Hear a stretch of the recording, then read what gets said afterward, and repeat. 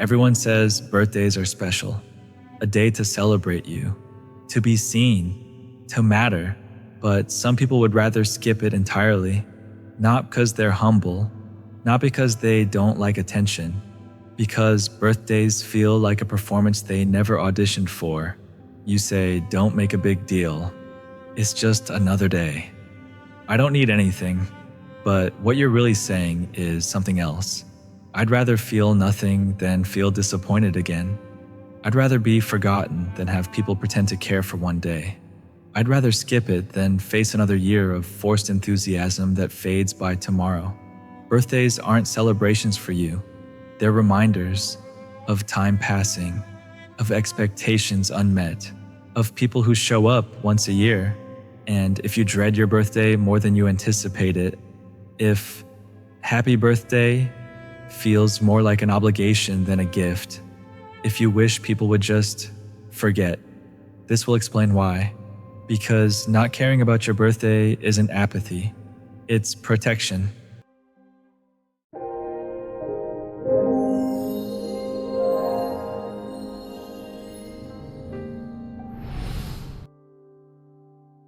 So where does this begin?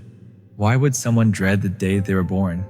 It starts with disappointment, not once, repeatedly. Birthdays where people promised to show up and didn't, where the celebration felt more for them than for you, where you realized that happy birthday meant nothing by the next day. Maybe you had birthdays where your parents made it about themselves, their stress, their performance, their need to look like they cared, and you learned, this isn't for me. This is theater. Or maybe you had birthdays nobody remembered, not maliciously, just forgot. And you told yourself it was fine. I don't care anyway, but you did. You cared enough to stop expecting. So you learned to preemptively not care, to beat disappointment to the punch, to say, I don't want anything, before anyone could fail to give it. And slowly, birthdays became less about celebration and more about endurance. Another year survived, another expectation managed, another performance declined. You watched people celebrate their birthdays with genuine joy, and you felt nothing, not bitterness, not envy, just distance, because their joy came from people who cared consistently, not just on one designated day.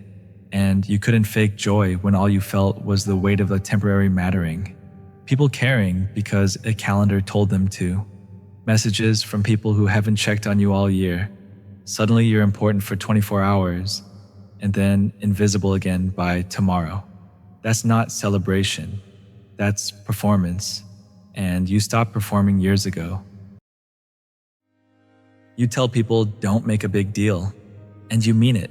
You're not fishing for them to insist. You genuinely would rather they forget. But here's the contradiction. When they do forget, it still hurts. Just a little. Not enough to say anything, but enough to confirm what you already believed. Nobody actually cares. They only care when reminded. You've trained yourself to expect nothing, to want nothing, to need nothing, and most of the time it works. But on your birthday, that training cracks. Just slightly. You notice who remembered without a reminder. You notice who sent the generic HBD at 11:58 p.m. You notice who didn't bother at all. And you tell yourself, it doesn't matter. I didn't want anything anyway. But if you didn't want anything, why are you counting? You preemptively decline invitations to your own celebration. No, really, let's not. I'd rather just have a quiet day. Don't waste your time. But what you're really testing is, will they insist? Will they fight for the chance to celebrate you? And when they don't, you tell yourself you won. See, I was right to not care, but it doesn't feel like winning. You scroll past everyone else's birthday celebrations, the photos, the dinners, the genuine smiles, and you feel nothing. Not jealousy, not longing, just distance. like you're watching a tradition you were never invited to. You've convinced yourself you're above needing validation, that birthdays are shallow, that you're deeper than that. But maybe you're not above it. Maybe you're just protecting yourself from wanting something you've never reliably received. Consistent care, not calendar care, real care, kind that doesn't need a notification to remember you exist. And until you have that, birthdays just feel like lies. One day of pretending before everyone goes back to forgetting. Here's what not caring about your birthday costs you.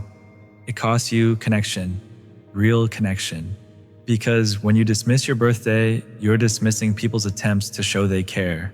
Even if those attempts are imperfect, even if they're calendar prompted, it's still something. And by rejecting it, you're training people to stop trying. They said they don't want anything, so I won't bother. And then you resent them for not bothering. The contradiction traps you. You can't win. If they celebrate you, it feels performative. If they don't, it confirms you don't matter. It costs you joy. Small joy. Simple joy. The joy of being celebrated even if imperfectly. Of cake that's too sweet. Of off-key singing. Of gifts that miss the mark. You've rejected the imperfect celebration so completely that you've also rejected the possibility of the perfect one, because you'll never know if someone's care is real, if you never let them try. It costs you the ability to mark time meaningfully. Birthdays are mileposts, not just of age, but of growth, of surviving another year, of becoming someone new. But when you treat them as just another day, they become that, and years blur together. And you lose track of your own story because you refuse to pause and acknowledge, I'm still here. I made it another year. That's worth something. Even if nobody else sees it, it costs you vulnerability. To celebrate your birthday is to say, I matter. My existence deserves recognition. And that's terrifying, because what if you say that and nobody shows up to agree? So you don't say it. You preemptively declare it meaningless. That way, if nobody celebrates, it's because you told them not to, not because they wouldn't have anyway. But that protection, it isolates you. And here's the cruelest part. The people who would genuinely celebrate you, you've pushed away. You've trained them that you don't want it, that you'll reject their efforts, that it's safer to just not try. And the loneliness you feel on your birthday, it's partially self-fulfilling. Not entirely, not always, but partially. And that's the cost. Protection that became isolation. Standards that became barriers. I don't care that became truth. But what if you've been measuring birthdays wrong? What if the problem isn't birthdays themselves, but what you've decided they must mean? You rejected performative care. And you should. Calendar-prompted love isn't real love. But here's what you missed. Some people's care is clumsy, imperfect. They forget until Facebook reminds them. They send generic messages. They show up in ways that feel small. But small isn't nothing. And rejecting small care because it's not perfect care leaves you with no care at all. Maybe the people who check on you inconsistently still check on you. Maybe the friend who forgets your birthday but remembers how you take your coffee is showing love in their language. Maybe you've been so focused on what birthdays should be that you can't see what they could be. Not a performance, not a measure of worth, just a day. A day to pause, to acknowledge, I'm still here. I survived another year. That's worth marking. Even quietly, even alone, even without fanfare. You don't need a party to matter. You don't need a crowd to be worth celebrating. You can celebrate yourself, not in some self-indulgent way, but in honest acknowledgement. Another year, more growth, still becoming. And if other people remember, good. If they forget, also okay. Because your worth isn't determined by their memory. Your birthday isn't a test they pass or fail. It's yours. You get to decide what it means. Maybe it means nothing, and that's fine. Maybe it means everything. That's fine too. Maybe it means I'm still here, and that's enough. The people who love you imperfectly still love you, and perfect love might not exist, but real love does. Messy, forgetful, calendar prompted, clumsy, real love. And rejecting it because it's not perfect is rejecting the only kind of love that actually exists. Maybe your birthday doesn't need to be special. Maybe you just need to stop punishing it for not being special enough. Maybe the celebration isn't in the day, it's in still being here to see it. So if you don't care about your birthday, if it feels more like burden than celebration, if you'd rather skip it entirely, you're not broken, you're not ungrateful, you're protecting yourself from disappointment you've learned to expect. And that makes sense. But maybe, just maybe, you can rewrite what birthdays mean. Not for anyone else, for you. Maybe your birthday doesn't need a party. Maybe it's a quiet walk alone, a day you take off for yourself, a moment you pause and think, I made it another year. That's something.